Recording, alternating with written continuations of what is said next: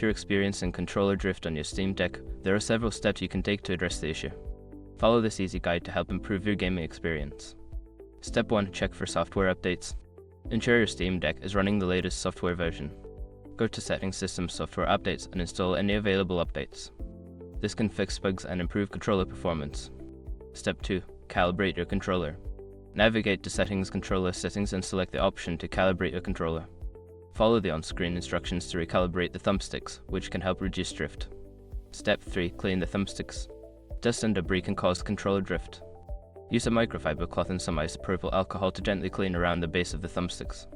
Be careful not to get any liquid inside the controller. Step 4. Adjust dead-zone settings. In the controller settings, you can adjust the dead zone for your thumbsticks.